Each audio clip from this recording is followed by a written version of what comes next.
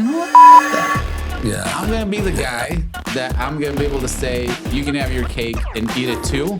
I'm not going to be able to grow at his level. I'm not going to be a millionaire in 10 years, but I'm going to be able to do both at the same time and still enjoy an amazing life. He's not only one of our top agents here in the company, he's also one of my really good friends and a badass poker player. That's what I hear. I don't know, man. We're going to learn today how this individual, this gentleman right here, was able to sell over $100 million in real estate by only working 50% of the time during the year. And the rest of the time is vacationing. If you just do right by your clients, and if you stay on top of things and you do the right thing, you don't have to sacrifice your life or your time with your kids or your wife till 10 or 15 years later when you've made it. All right, welcome to another episode of Alan K Show, where we have a pleasure to talk to, interview, learn from, and get inspired by high-performance individual. I'm talking about top producers, badass team leaders, as well as amazing broker owners that are doing some amazing things, great things in their business. And today we have one of our special guests, and I always say special guest, but this one is got a level to himself when it comes to the specialty, right? He's not only one of our top agents here in the company, he's also one of my really good friends. He's a neighbor and a badass poker player. That's what I hear. I don't know, man. And then on top of that, we're going to learn today how this individual, this gentleman right here, was able to sell over $100 million in real estate by only working 50% of the time during the year. And the rest of the time is vacationing. I want to start with that question. Robert Tolnai, by the way. So welcome, brother. I appreciate you coming in. Of course, man. Thank you. I appreciate you. Dude, like this has been forever if you think about it. The last one that we did, unfortunately, never aired because the sound didn't really work. Now I find out why. I never knew why. It never stopped. But I think we had a 2-hour session, and I think we had fun. I think we finished like a half a bottle or the entire bottle of beautiful scotch. For sure Tristan, we had fun. Yeah. It was a great one. I was actually thinking bringing some cigars, right, and smoke some cigars and drink some scotch. But then I realized this place is not really going to be able to hold. That might not actually, it's going to hold all the smoke in here. Again, that would not be a good thing. Yes, absolutely. All right, man. So let's start with this question: how do you do it? How do you travel so much in your life? Every other week or so, I see you're traveling. Yeah. And by the way, they're not big trips. Yep. Sometimes it's a 1 day, 2 days, 3 days, 3 weeks. But you know what I'm saying? Yeah. And still sell at such a high level. Every year you sell millions and millions and millions of real estate, right? But you're not here half of the time. Yeah. That's a compliment, by the way. Thank you. No, thank you. That it is. It's something that we just decided to do a long time ago, my wife and I. And I don't know if I told you the story with my kids and how that came about, but our oldest, I think, was about 3. And we were down in Rocky Point, and she said, "Hey, Dad, I want to sleep under the stars tonight. I want to sleep outside on the balcony." I was like, "Okay, sure." Sounds good. So we just took one of the mattresses out, slept on the balcony with her for an hour or 45 minutes till she fell asleep, and then we put her back. But I think 2 years later or a year and a half later, we were just sitting around the house doing whatever, and she says, "Daddy, do you remember when we slept outside on the balcony in Mexico?" And I was I looked at my wife oh my God, they remember this stuff. And I want to get teary-eyed, every time I talk about it. But for us, it was, we like traveling anyway. So we're oh my God, they remember this stuff. This is what we want to do. This is what we're going to do. And ever since then, anytime we can, we'll take a trip. And people do ask us all the time, how the hell do you do it? How do you afford it, or how do you get these deals? And it's not even about that. For us, it was just, it just became on purpose. It just became, something that we knew we wanted to have these girls travel as much as we can, just build memories with them. And then there's other things that make you know or make you realize that you do that. My wife was working with people that had strokes and that were, on their dying beds and things like that. And they always said, I just wish I would have traveled more. And I know you've heard this a million times. Yeah. There's people that say this all the time. You're not going to be on your dying bed saying, oh man, I wish I could have worked 2 extra days that one year. It's always, I wish I would have done more stuff with my kids. I wish I would have traveled more. I wish I would have got to the places that I wanted to go. And for us, it was just an easy decision to make. But it was also driven a little bit by motivation because, I'm competitive as hell. And I just want to prove people that you can do it. And I'm not going to mention the name of the person who said this because I respect this guy so much. I think the world of him. And I learned a lot from him when I first started in the business. But he's just, and I think he's changed that attitude a little bit. But in the beginning, when I used to listen and follow him, and he was probably one of my first coaches, he's just so amped up. He's just work, hustle, crush it, kill it, just put all this effort in. And then, in 10 years or in 15 years, you can live this amazing life. And, his thing was always like, you can't have your cake and eat it too. Like, you got to sacrifice now and then you'll have all this amazing stuff later. And I was like, you know what? Fuck that. Yeah. I'm going to be the guy that I'm going to be able to say, you can have your cake and eat it too. I'm not going to be able to grow at his level. I'm not going to be a millionaire in 10 years, but I'm going to be able to do both at the same time and still enjoy an amazing life. So I knew that if I do the business correctly, if I run it the way he taught it and the way, a couple of other coaches that I've learned from, if you just do right by your clients and if you stay on top of things and you do the right thing, you don't have to sacrifice your life or your time with your kids or your wife till, 10 or 15 years later when you've made it or whatever, the thing may be. You get to that finish line. I was like, I think I can do both. I understood the risk that I'm going to get to where I want to get slower, but I'm going to enjoy the shit out of the road there. I admire that. I respect that a lot. Because you don't find this. I mean, and we have these conversations as well. Yeah. Like I'm the opposite of that, right? But I love that. I go. For me, it's all go. And my wife always on my case about that, right?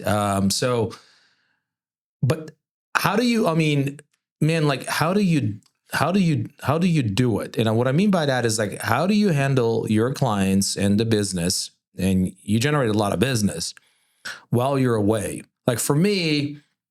Honestly, when I used to be all in production, every time we would go somewhere, I would just have that internal anxiety. Yeah. Dude, I would be I know I'm going to get a phone call. I know I'm going to get a text message. I know I'm going to get something. And usually most of the time, right? I get something a client of mine or that seller lead that ignored me for fucking 6 months. And I'm ready to list my house, right? Yeah. And they call you and you're what do I do, right? So I always had that experience while on vacation. But you, for some reason, I don't know how you do it. Every time you go, your business picks up. Every time you come back, you close those deals. How? How are you working while you're actually there, on the beach at beautiful Tulum? I have many stories about that, but what I think is funny is I embrace it. It never stressed me out, right? And in the beginning, I thought it only happens to me. But then over the years, I keep hearing other agents, and top producers are that happens all the time. It's and this was in the beginning when business wasn't so good. We were still growing, right? We were still slowly building it up. And it's exactly like you said, Alan. The minute that I leave on a trip, we get a new contract or we get a listing or something. And it used to be this joke for a while. But dude, let's just go on more trips because more business will come. And it's literally how it happened by accident, by whatever means. But there's no way around it. So I just embraced it and I was like, this is the way it's going to be. And it's great. Yeah. I don't mind ever working from vacation. My wife knows, my kids knows. I'm going to have my laptop.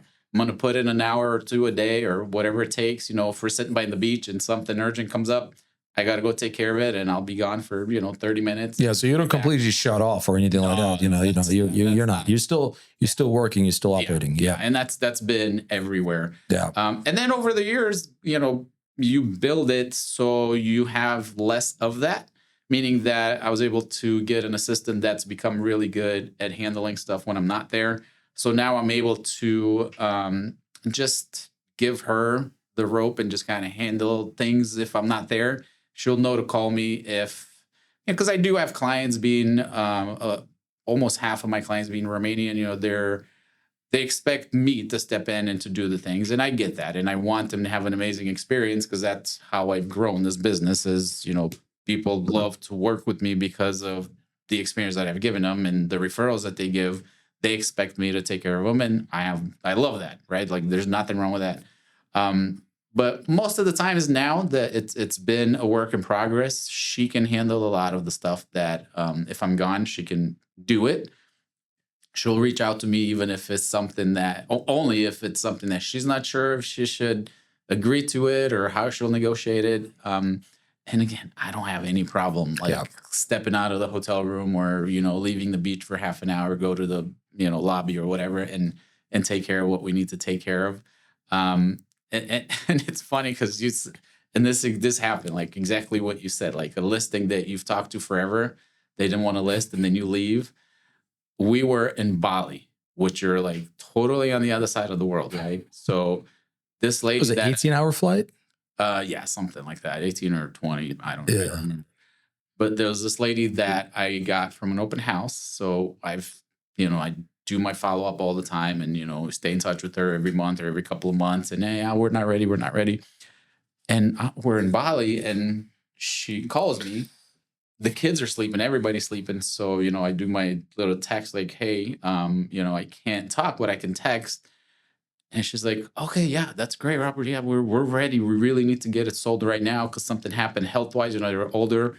And I was like, okay, sure. Yeah, no problem. So I go and lock myself in the bathroom of the hotel, and I call her, and we have this conversation and get the whole thing done within a week. She was listed, and luckily it was a good market then, so it sold super quick. So she was ecstatic. I was never even in the country for that entire process. I was not even there to congratulate her at closing. No way. We were gone. You were still gone. Oh yeah. It was like a 4.5 week trip.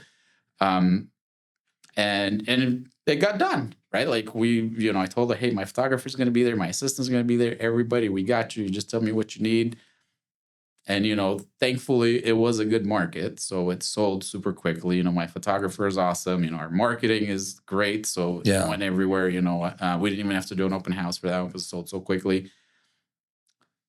But I just embrace it. Like it's not a hassle. That's essentially right now. It's just part of your lifestyle, part of your business. Yeah. And you deal with it, you cope with it, right? You're immune to it. You don't have the same type of anxiety that 90+% of other people would have in this situation. Yeah. Because you've been tested already multiple times. Being in Bali, you said 4.5 weeks, you said?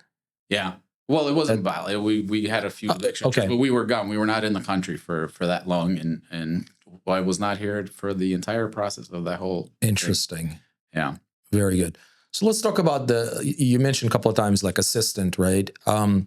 So probably that's an obvious question is like, man, like where do you find that assistant? Where do you find somebody that you can rely on, who can go out there and do essentially the things that you're doing while you're not here, right?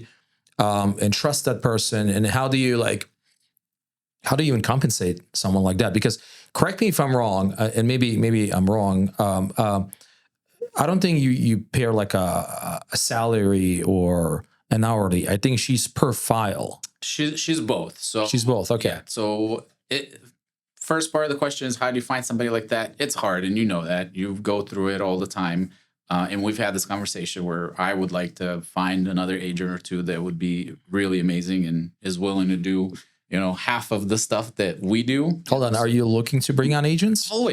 Always, but it's just so hard to find. Robert is looking to mentor 2, 3 agents. I would love one. Just one good one. One good agent that is committed and coachable. Yes. And the reason I say that's hard and hardworking. Yeah, because I've tried it, right? And you have in this. We're gonna go off on a tangent now, but please do. Good. We got plenty of time. It's good for people to know this. So at one point, I hired 3 people, and we would meet once a week. I would tell them line by line, here's what you need to do till we meet again next week. do this, do this, do this. Very simple stuff, very beginner stuff. Just do this stuff. And then we meet next week. We'll cover it. We'll see where you had problems, where I can help you, what worked well. They didn't do anything. Like nothing. Like, and then when I would tell them just to call, you know, people, like, oh, okay, I'm not calling. I don't want to talk to people. So it's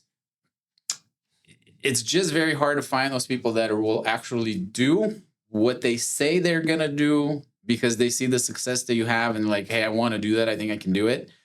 And then even worse than that, I've had people, friends, you know, nothing, and there's nothing wrong with this. It's just not everybody's made to do what we do, right? I literally just did a video the other day. I still have to edit it of people thinking that real estate is easy.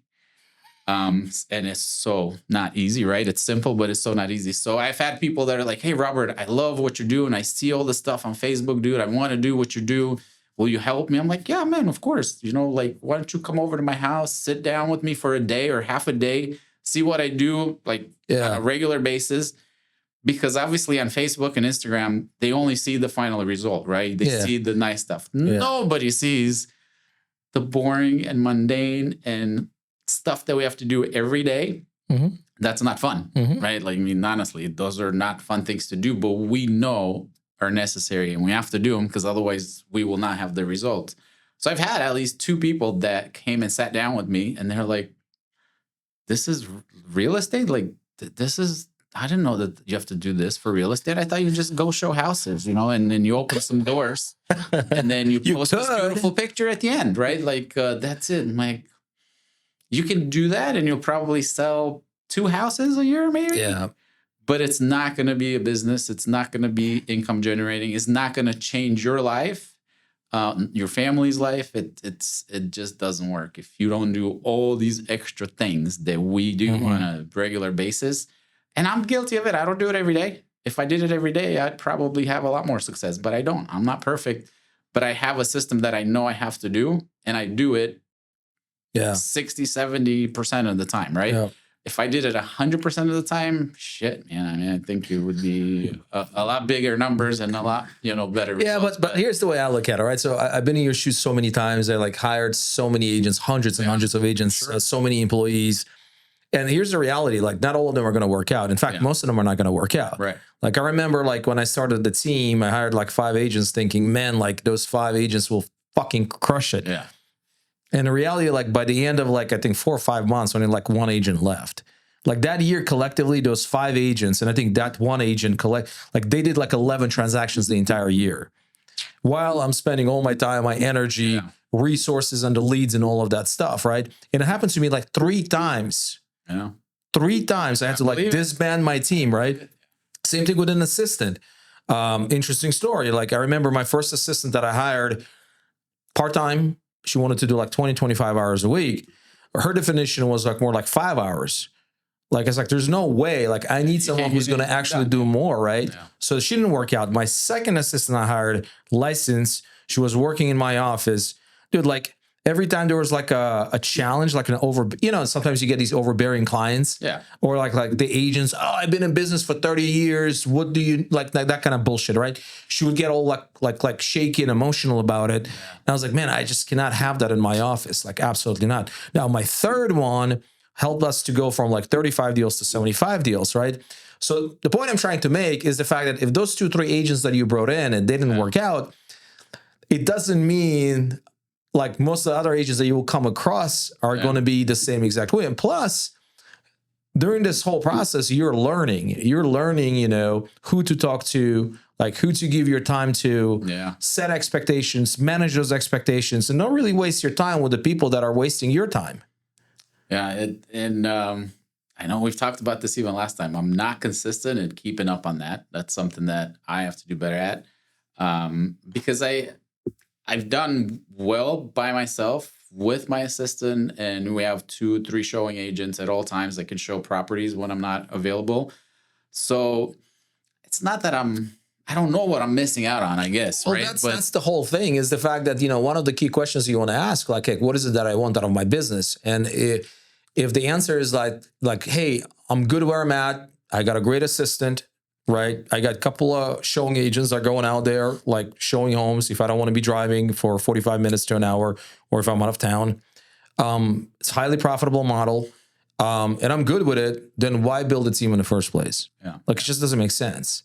And it's not necessarily that I would want to build a team. I don't know if that's my answer, but I would like, and again, I think it's just our competitiveness. Like, I would like to be able to say, we finally found one agent that wants to do it, that's tried the model that I'm doing. It's scalable, it's repeatable, and it works. I would love to be able to say, I have a guy or a girl that came in, crushed it, because they did everything that we know works. Yeah.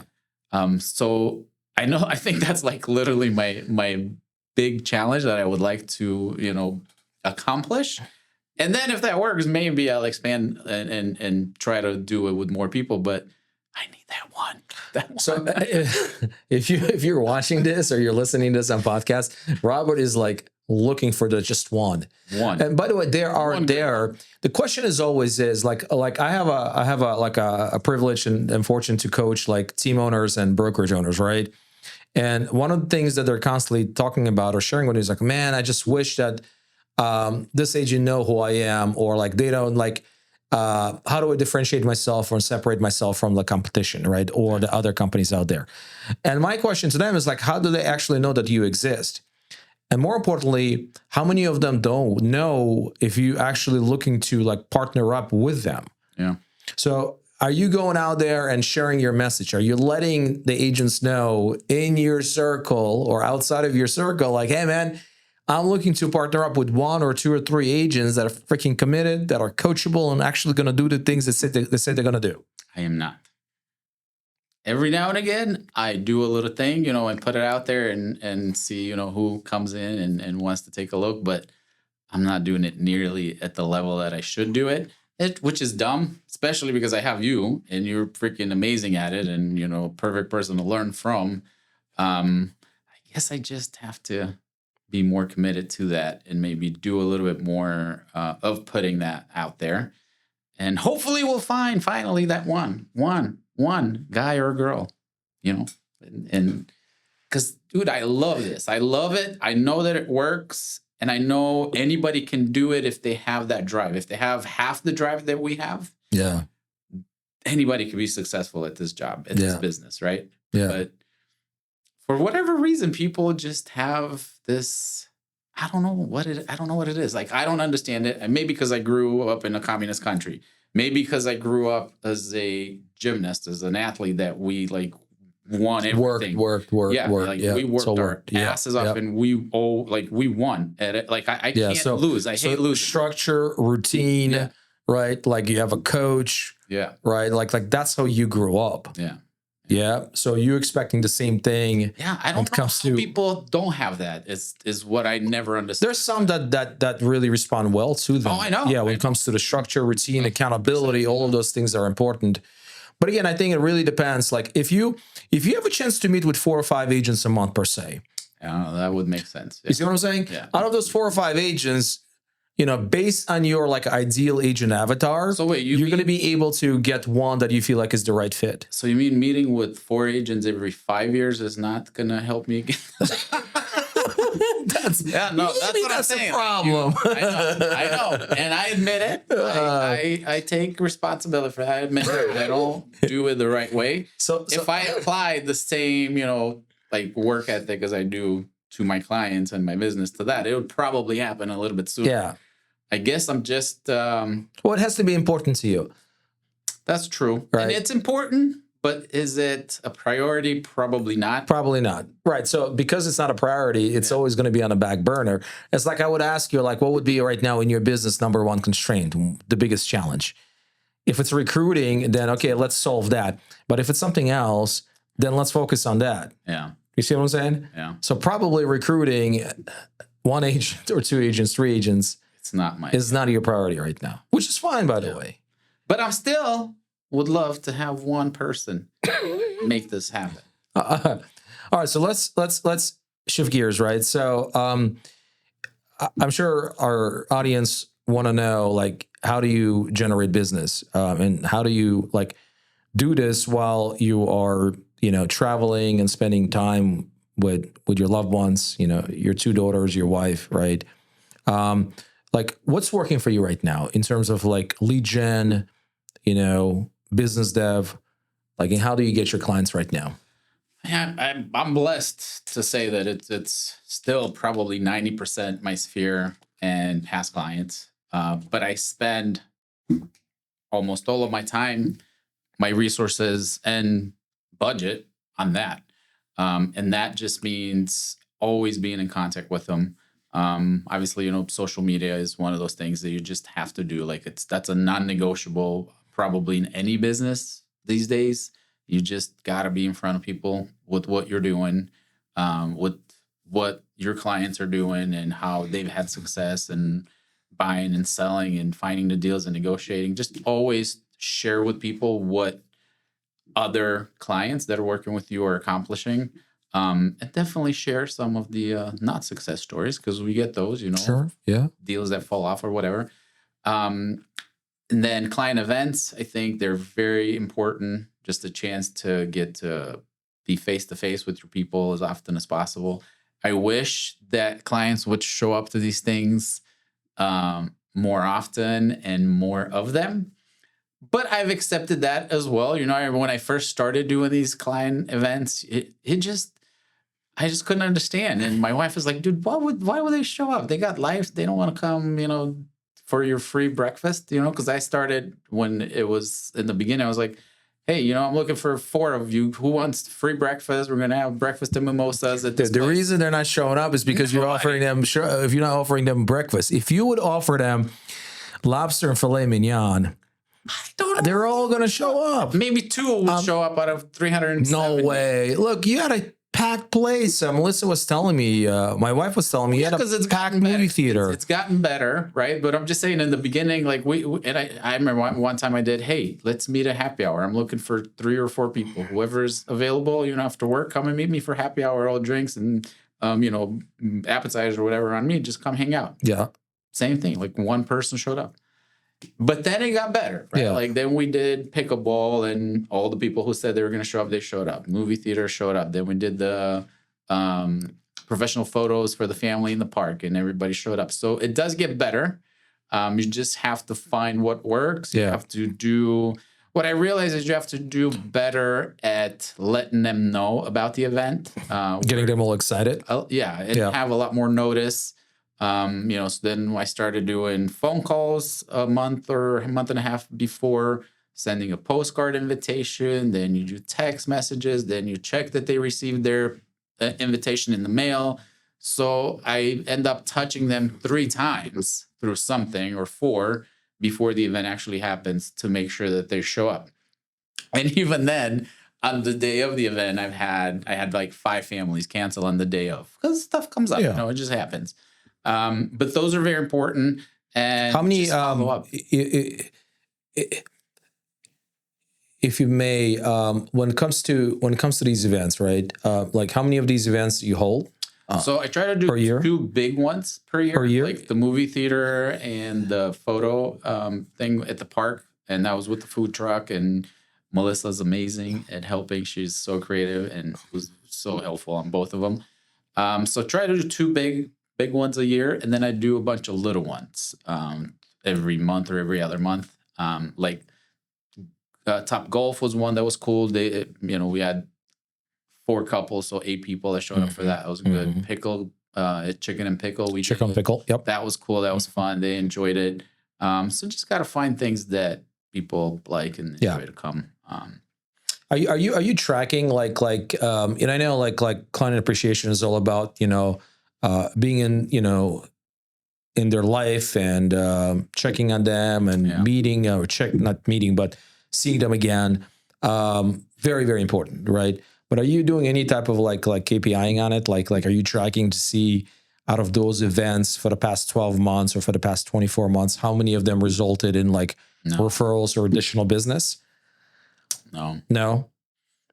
I just feel confident that it works because I've been doing the same thing for almost 10 years now. Same thing. Yeah.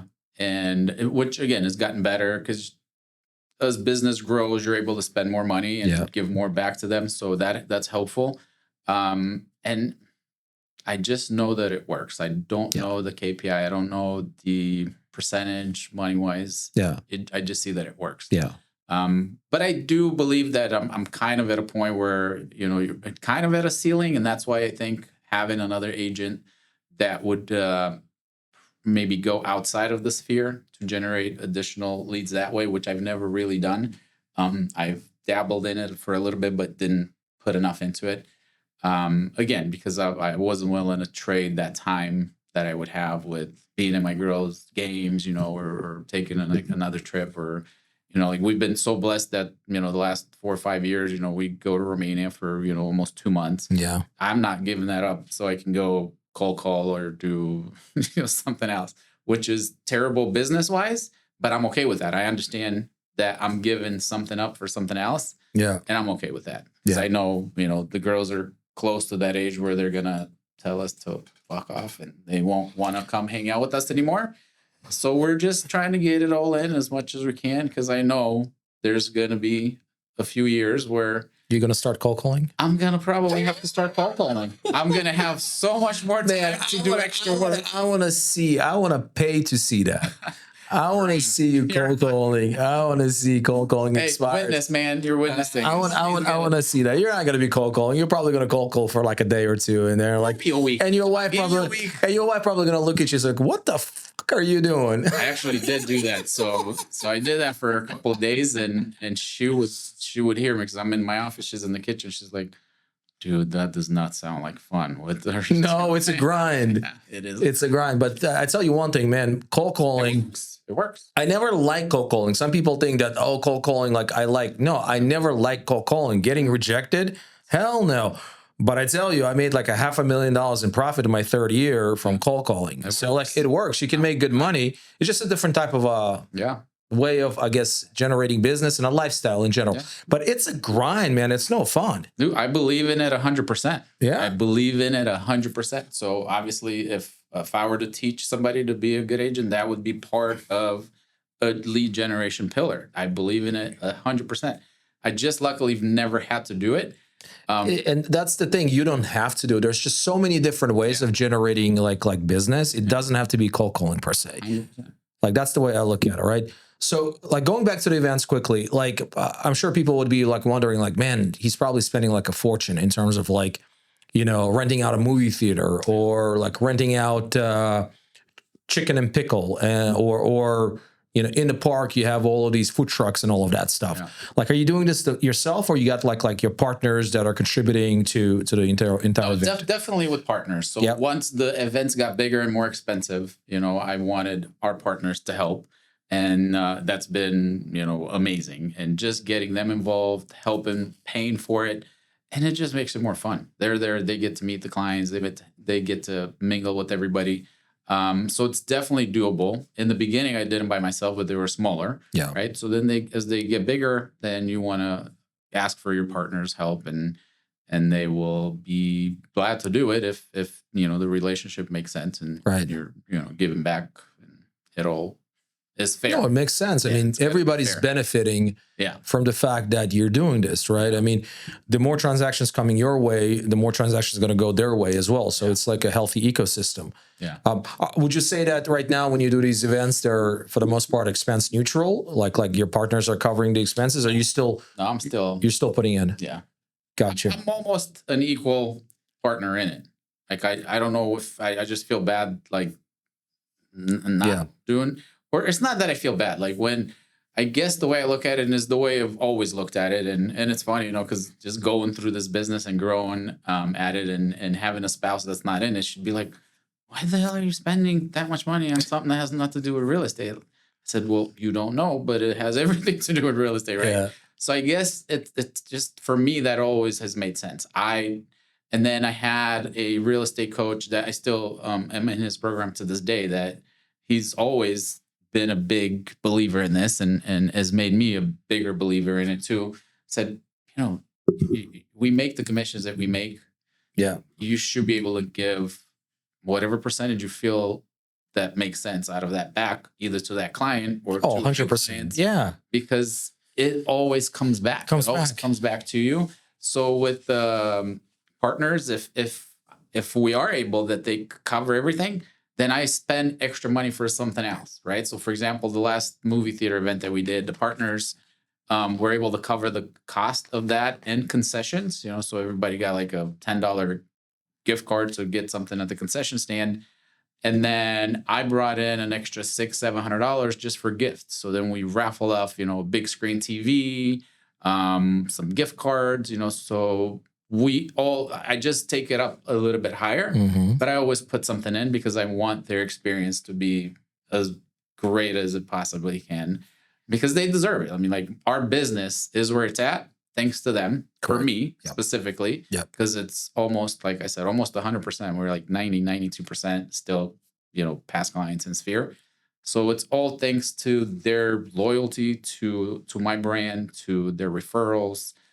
So I'm going to give back as much as I can so they're happy and they have a great experience even outside of the real estate that we do. So, I mean, I know that's going to continue and hopefully I continue to raise up the bar because I'd love to do bigger stuff and funner stuff if we can. If the budget is there, I'd love to keep increasing that. Man, who knows? Maybe in a couple of years you can just take some of them to like Cabo. Yeah, maybe do or Tulum, like trip. Yeah, or Bali. Because the cool thing is, a lot of them, because it's Sphere, are also friends, not just clients. Yeah. I mean, I'd love to hang out with them anyway. Yeah. And that would be awesome.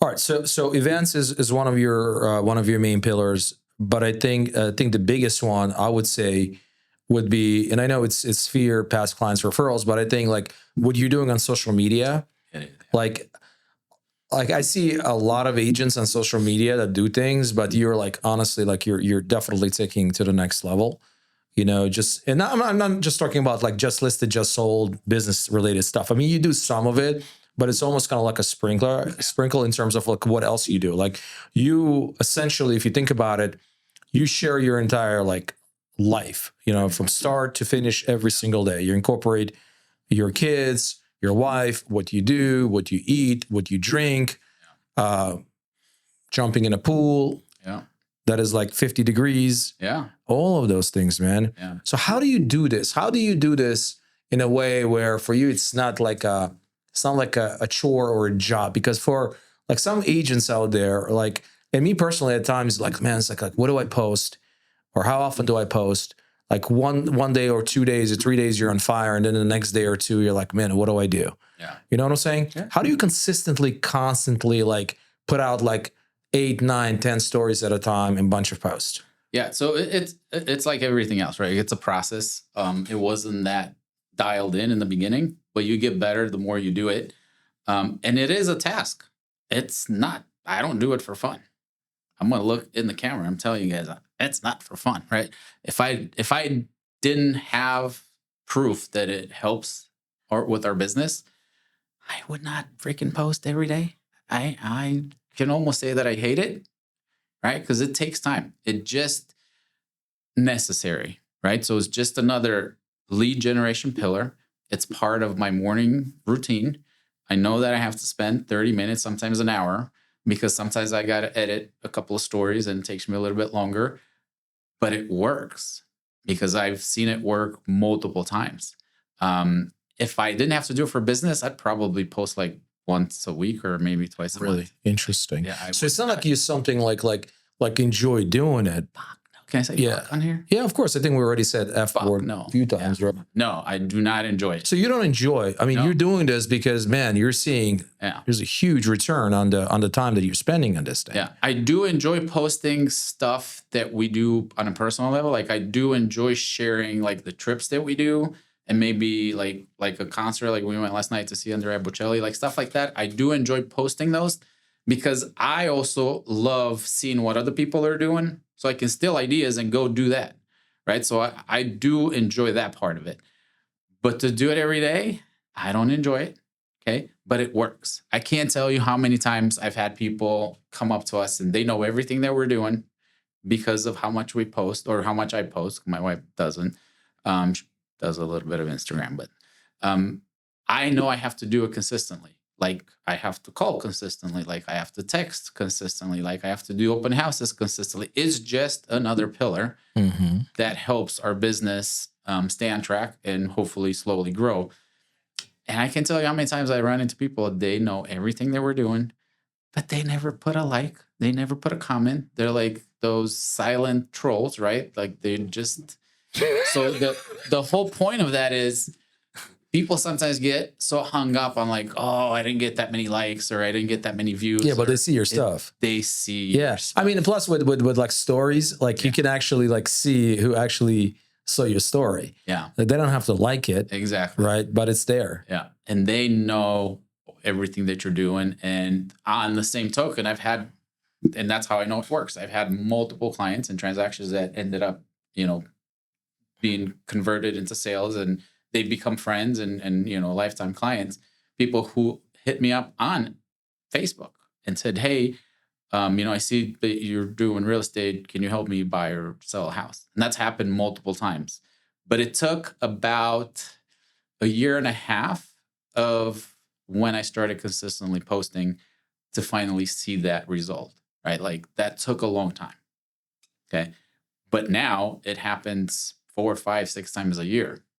And it's people I don't know. Like there's people I don't know at all. They're just somehow connected through the people that I know, through the algorithm of Facebook and however it works. And they see my stuff from other people's posts or other people sharing it, or I don't know how it works. I just know that it works because I don't know them. I've never met them. And they're like, hey, I've seen your stuff. I see you work with this people and these people, and can you help us? Like, yeah, dude. I mean, beautiful. And it's not like you have a lot of like followers, right? Like how many friends do you have? 2,000. 2,000 friends. Yeah. And then on Instagram, what do you got? On Instagram, I'm almost breaking 1,000. 1,000. Okay, so it's not like you have like 10,000 or 15 or 20,000 people, right?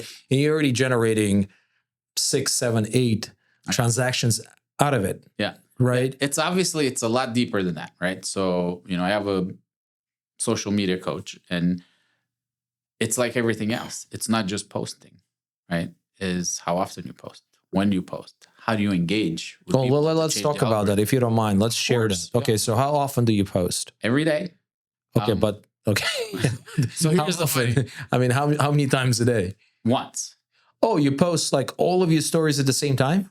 Almost. It's not a perfect science because I'm not perfect, but that's the goal.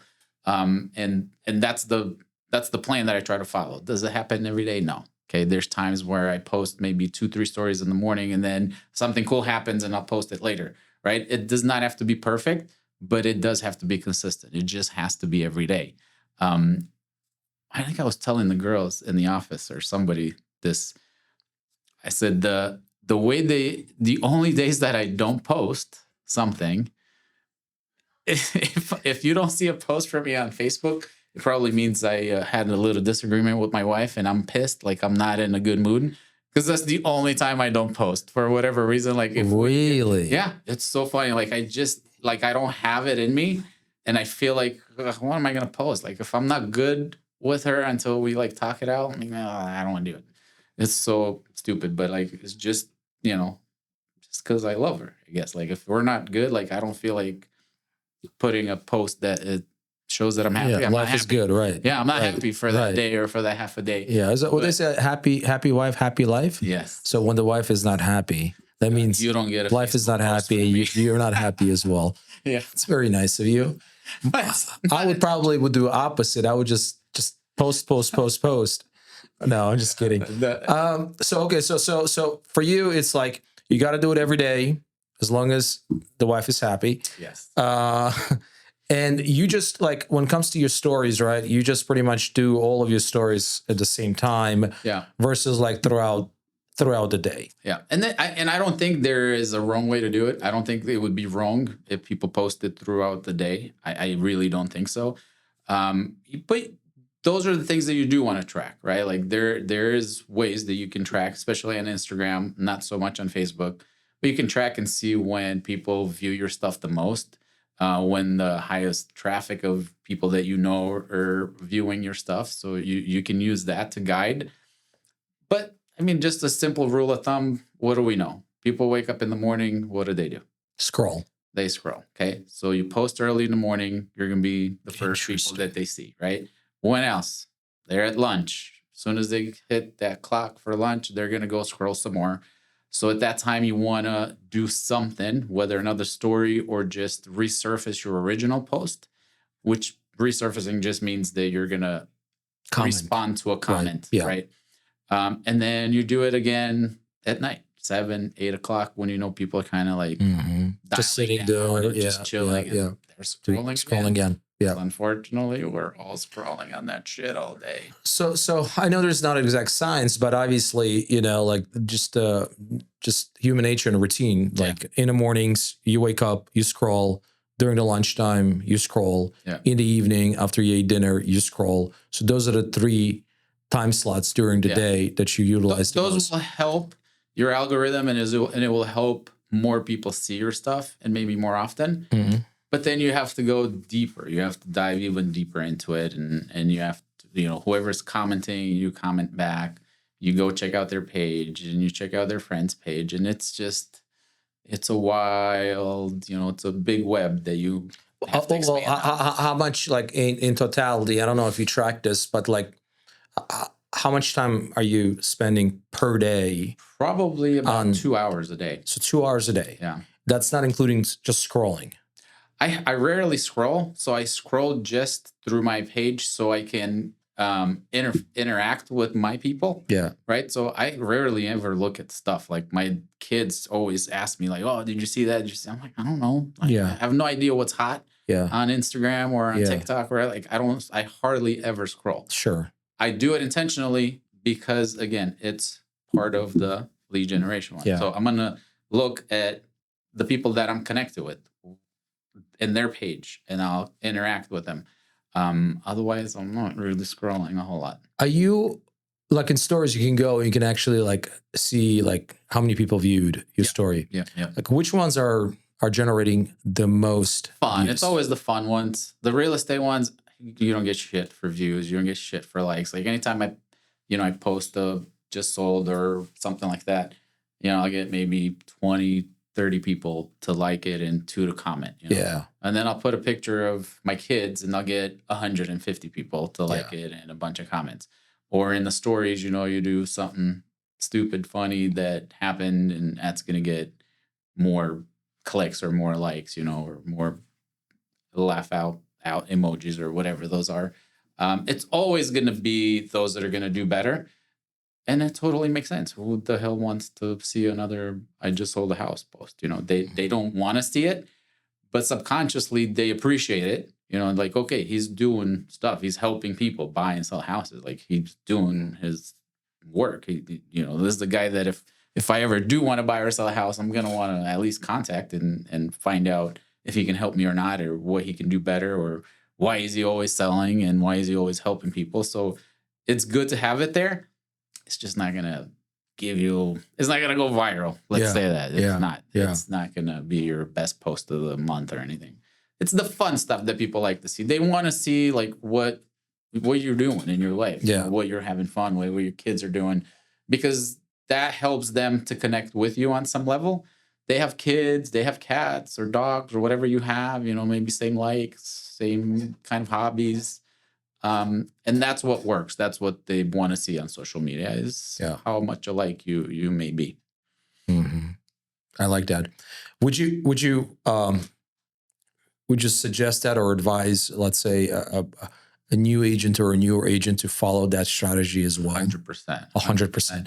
So I really think any new agent, that's what they should start with. And we've had an agent that me and you have sat in the office with, if you remember. And when we told her social media should be her first pillar, she almost ran out of the office. She said she's uncomfortable on social media. Yeah. So you're going to have those people, but if you're going to be successful in this business, you got to be on social media, period. If you don't want to show your face, I never understand that. Dude, they're going to meet you at a house and they're going to see your face anyway. Like, just be on social media. Just be you. You don't have to do anything out of the ordinary. I have my reasons, but why do you think people are just like so traumatized, I guess the word, or they have these like self-doubts or limiting beliefs when it comes to like even just basic stuff, like posting something about their their family or about their kids or their wins, right? Like stuff like that. Like I even have like in my circle, I have some friends that are just not comfortable with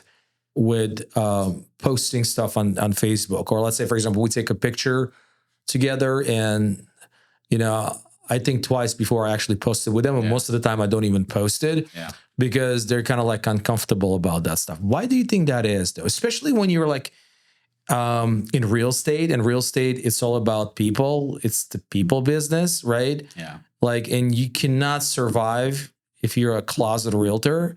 Like hell no, right? And then like I had another agent here during the podcast. We talked about like the first couple of years she was working. She was with a team, and she was primarily working her the online buyer leads.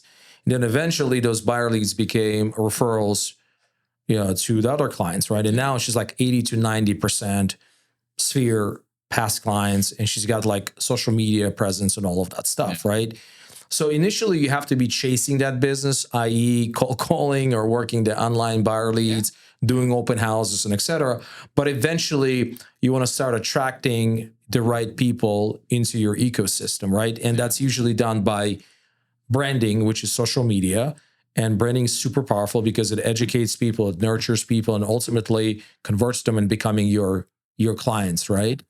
So like in this situation, like, why do you think agents are just so hesitant about doing this and doing this consistently? Because if they do it, and like you've been doing it like consistently for such a long time, dude, you're getting 6, 7, 8, 9 transactions a year from that alone. Yeah.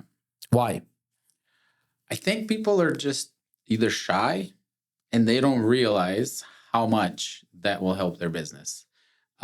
To me, I can't comprehend it. Like I've talked before, like to me, I can't understand how you would not do anything or something that could help your business. Like for me, like that's not even an option. Like, what do you mean you don't want to do it? Like, you want to be a realtor? You want to be successful? This is what you got to do. Like it's that simple. Like, what do you mean? Oh, I'm not comfortable. Go do something else, bro. Like this is not the job for you. If you cannot be on social media, I almost don't think you should be in any business in today's world. Like that's where everybody's at. Every consumer is on social media, or 98%. I don't know, whatever the percentage is. But I mean, I had this conversation with a broker owner as well. It's like, okay, if you want to, like, he's complaining about all these big boys, right? All these big box brokerages, well-known brokerages. Yeah, they're eating his lunch, right? And I'm like, dude, what are you doing as far as social media? He's like, oh, I'm not doing anything. I don't believe in it. I was like, that's the problem. Yeah. Like, if you're not gonna like stand out, if you're not gonna be on social media, like you're missing out on a huge opportunity. Yeah. Same thing with real estate agents. Yeah, no, you can't make it work. If you have a mental block about any one of the lead generation pillars, you're not going to succeed in this business. Like it's when you, like what you said, if somebody tells me I'm not comfortable with that or I don't believe in that, are you fucking for real? Like, look at all the people around you who are successful. Like you said, those big brokers, that's what they're doing and it works, right? And the beautiful thing for us is there is probably 6 or 7 top lead generation pillar that will do well. Nobody's doing all of them. No. Okay? Because you will lose your mind. You just need to be freaking awesome at maybe 2 or 3 tops, and you'll be successful if you do those correctly, if you do those consistently. You can probably be successful if you're just badass and consistent at only 2 of them. You might not even need 3. But you got to do 2 or 3 of those. Yeah. Like and I honestly don't think in today's world, not being on social media is acceptable for you to grow a brand and a business. I don't think that that's doable. I think that you would shoot yourself in the foot. You will stop your own growth if you're not on social media. And one thing because I just talking to this agent again, which I got to tell you because she wants to come back in and talk to you, but that's a whole other thing. Because the version of, I get it. I don't agree with it, but I get it. People saying, I don't want to be on camera. I don't want to be on social media, which again, I think it's dumb because you can't be embarrassed of who you are and what your face looks like because they're going to see your face when they meet you anyway. So you might as well warm them up to, whatever you're not too excited about. But you can still be on social media and not be the face of it if you don't want to. There's so many different ways that you can post and generate content, especially today with AI, that you don't even have to do it if you really don't want to do it. I think it's dumb that you don't, because why do people work with us, right? It's simple. They gotta know you, like you, trust you, and they'll work with you. What's the best way to do that is by being yourself and be in their life through social media on a daily, basis, or every other day, or however, often you can. That's how you build that brand. That's how you build that trust. I think it's probably one of the biggest equalizers that we had in the last 10 years is the fact that you can compete against big boys through social media. You can build the same type of a brand, even better brand in a very short period of time. It's not going to be easy. No. Absolutely not. But you can compete against these top producing agents, these big brokerages, right? By doing more on social media. Absolutely. Simple. Absolutely. Right. And I think that you're absolutely right. I think any agent out there that is not utilizing their social media as a business tool, a marketing tool, and a branding tool, they're putting themselves in disadvantage. Right. And they got to let go of the whole, I don't know if it's a pride thing or it's an ego thing, or it's like something along those lines. Oh, I don't need to be on social media. I don't need to put out or flaunt on social media. I don't need to. No, dude, this is your business. That's just part of the, puzzle that makes you successful at the end of the day. You got to do social media. And I really don't believe with 100% of my heart, I don't believe it's flaunting, because you're not flaunting anything. You're sharing your life. Yeah. I'm not going out there and telling people that, oh my God, I have so many, whatever, you just sharing, hey, I just helped this client sell a home because this happened and they didn't think it can be done, and we helped them do it. Or we sold it and we were able to help him quicker than he thought. Or we were able to help this person buy who didn't think they could buy, but until we looked at their situation and we found out that we can do this and we can buy down their interest rate and we can get them money for closing, and all of a sudden, they can buy. You're just literally sharing good stuff, good information with people that could help somebody else that would never have known that information otherwise. And even with stuff that we do, I love to share that we went on this trip. And I always tell, it's so funny because I feel like being a travel agent is my second nature or second job. People literally call us for vacation trips. Yeah. And I love that. Yeah. That's freaking amazing. Yeah.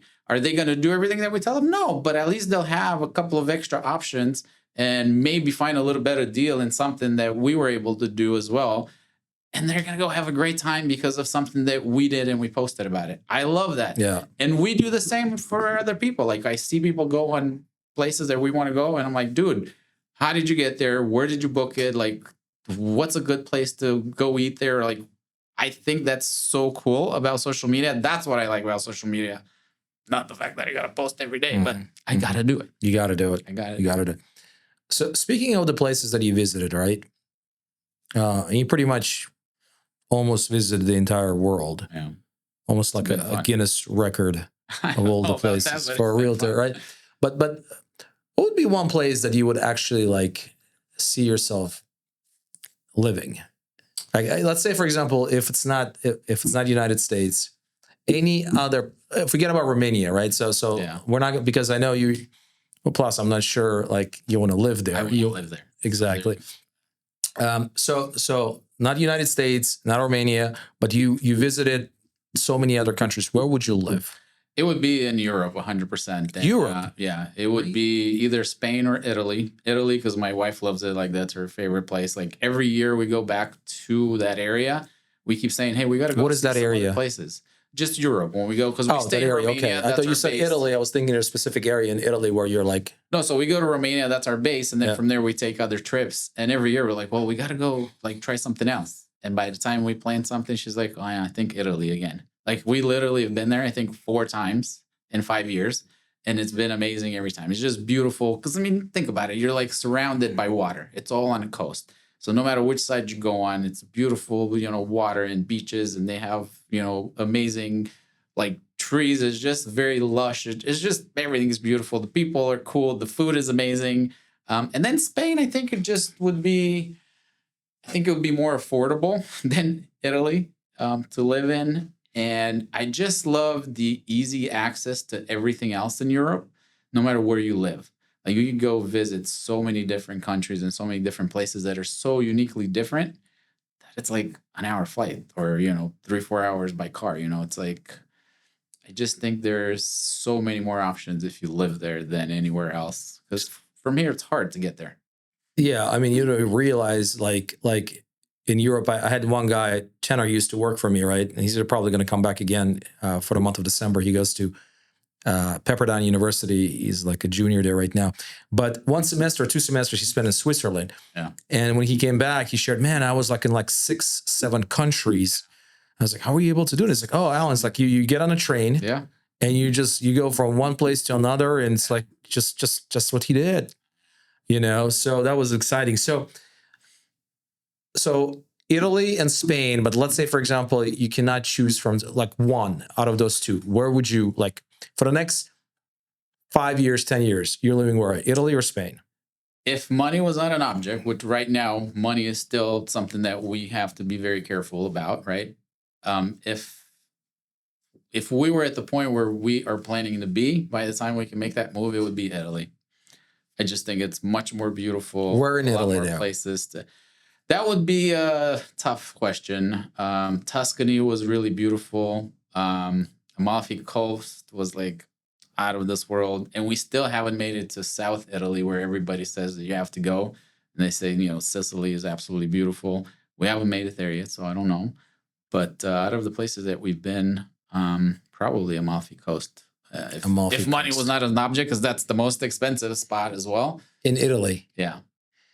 So interesting. One of my clients on the coaching side, Rich Vecchio, he's right now in Tuscany. Yeah. And he's probably in his late 60s, early 70s. He owns a brokerage in Boca. And he's like, Alan, my goal in next year to 2 years, I want to buy a villa in Tuscany.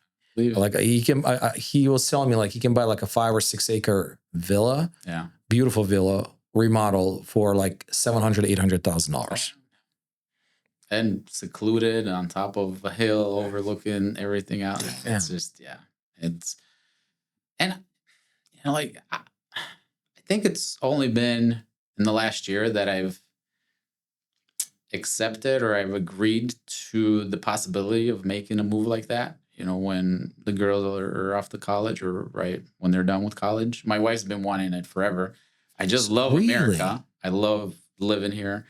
But why not though? Like, I mean, you still live in America. Obviously, you got passports. You still can have a property here. But why not, like, I don't know, like 3 months out of the year, 4 months out of the year, or something like that? That's what it would you got a like. place there, and just get away. That's what it would be like, because we would 100% spend summers in Romania. We do love that. Yeah. And then would love to be able to do 5, 6, 7 months, whatever, in different places. I'm not super excited to go move to just one place. I would rather still live in America if I had to do that. Just go rent for a month or two. Just go different places, and I don't know. It's just such a beautiful world, man. It's sad that we meet people from time to time that have never even left the state. Like they've never left Arizona. Oh, really? Like not the United States. They've never left this state. And it's just sad to me, and I just feel like people are missing out on so much.